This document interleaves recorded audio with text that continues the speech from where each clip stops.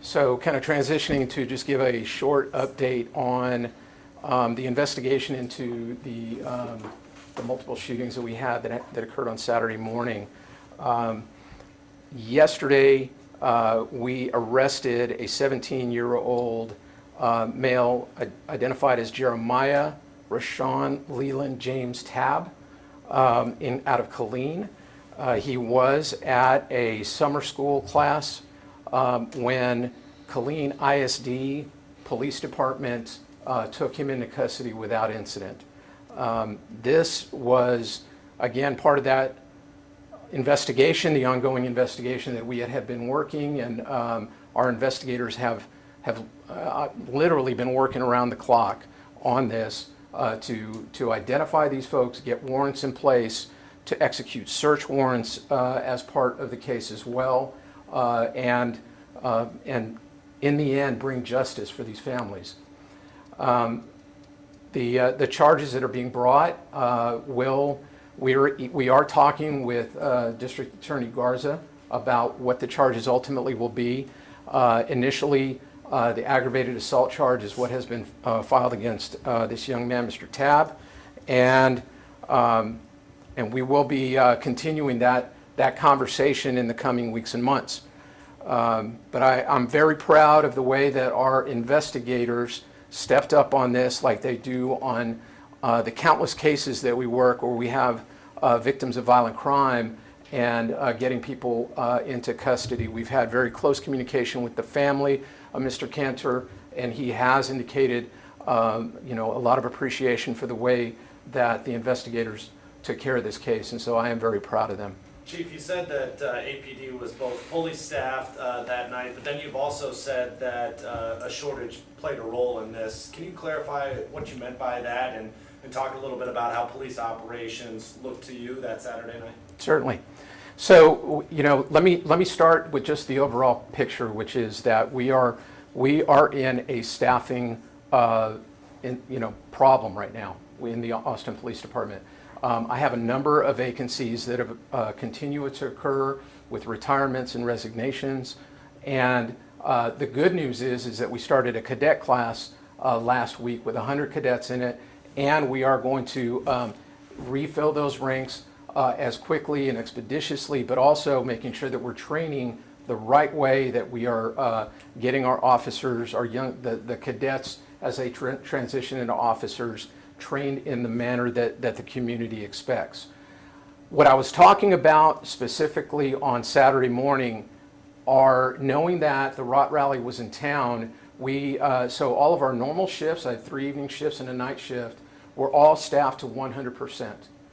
In addition, because of the additional crowd size that Rot Rally brings, we brought in an extra evening shift to work, so I actually had I had 4 evening shifts total, plus the night shift. All of those were staffed to 100%. My night shift had 2 vacancies on it, but all of those folks were working. When an incident like this happens, a call is going to go out citywide to indicate this is a very serious incident, and officers from other parts of the city are going to respond. What that ultimately does, in my downtown area, I have a lot of officers. In other parts of the city, they have fewer officers than they had before this incident happened, which means that as calls continue to happen in the city, there's going to be a delay in answering those calls. And that's really what I'm talking about, is the overall, we really need to have all of our shifts staffed to 100%, so that when we have incidents happen like this, other parts of the city don't suffer. So that really is what I was talking about. What was the cause of the initial dispute? Nick Cantor's claimed this was gang-related. Is that accurate? That's still under investigation, and I don't have any updates to provide on that. Do we know how old is the other juvenile that was arrested, the first one? I can tell you he is under the age of, he's under the age of 17 and a juvenile, and we don't release that information. Is it clear that both of them were shooters? It is at this point. How many shots were fired? Where were the first shots fired from? And what kind of weapons and how many weapons were used? Yeah, that's all part of the investigation, and the investigators are not ready to release that information yet. We spoke to some bar owners on 6th Street who feel like drugs and other bad news is happening during the day, which then trickles into the night. And so My question to you is whether or not you feel APD is doing enough to enforce this throughout the entirety of the day and not just when, nighttime revelers come out. Obviously policing is a 24-hour-a-day effort.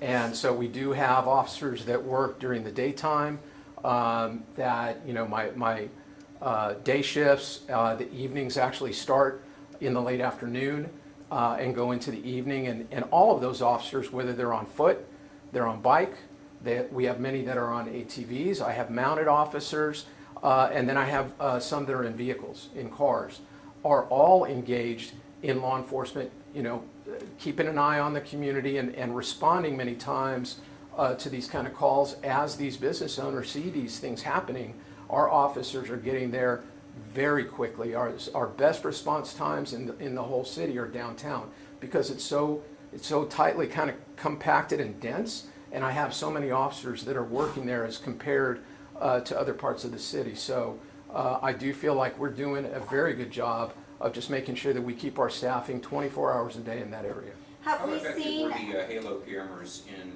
in useful? Were they in apprehending the fugitives? Yeah, the Halo cameras are amazing. We have over 40 cameras that are in the downtown area that are high definition. This incident, within literally seconds of it occurring, the Halo cameras were pointed in the direction, and we're capturing evidence, and we're reviewing all of that right now. And so those cameras are really, truly are invaluable for our investigations. Can you tell us where we're seeing a little longer response time for officers? What part of the city? Really, it's all over the city. As we are, again, having to, make adjustments in different shifts to even out to make sure that we have enough officers in the parts of the city where we're seeing the higher priority calls, our P0 and P1 high priority calls. We are in turn having to relocate some officers from specialized units back to patrol to make sure that we maintain that response, because the time has increased. Can you give us a time? Our average over the last 3 years for P0 calls is 7 minutes, approximately. These aren't to the second, okay? Approximately 7 minutes and 30 seconds. And within this year, our response time has been right at 9 minutes. So that's a significant increase, and one of the drivers of why we are making these reallocations back to patrol, because a minute and a half when you're in a critical situation can seem like an eternity for our community, and we just can't have that. Last question. Is APD considering any other suspects, and will you be releasing the names of the victims?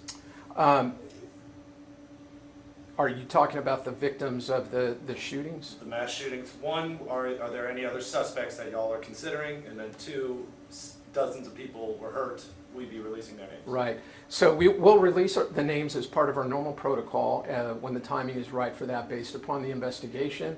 The investigation is ongoing. I can't speak too much more about how many other suspects we have, but I can tell you that at this moment, I don't see imminent arrest coming in the coming days. As the investigation unfolds, and if we see other charges that would be appropriate, they may be filed at that time. Thank you all very much. Thank you, Chief. Thank you, guys. Thank you.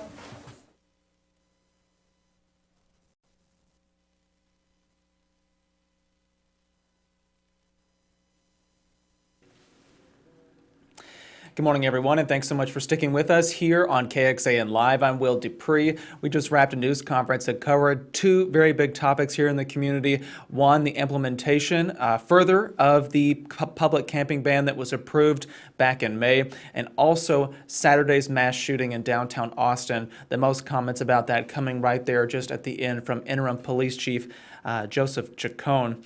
Just to recap, what he was sharing is that there has now been a 17-year-old suspect arrested in this particular case. The chief stating there that this suspect was arrested while attending a summer class in Killeen ISD. So that arrest happened yesterday. We just received the booking photo for him.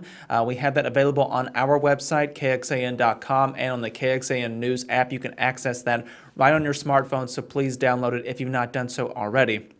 Additionally, they were talking about staffing after the shooting on Saturday, saying that in downtown that there is adequate staffing, but because of how serious that situation was, officers from other parts of the community had to be redirected downtown to assist with this very big effort. So the chief said that more work is needed to be done to improve response times. He also highlighted that there is 100 cadets in a cadet class working right now to become full-time officers since that's been restarted, and they will be onboarded at a future time. So in the meantime, other efforts are having to be done to redirect officers from other parts of the city, reassign them from specific units to go back to patrol, and so on and so forth. So we have detailed that information previously in other conversations that we've had, and more information is available as well about that on our website.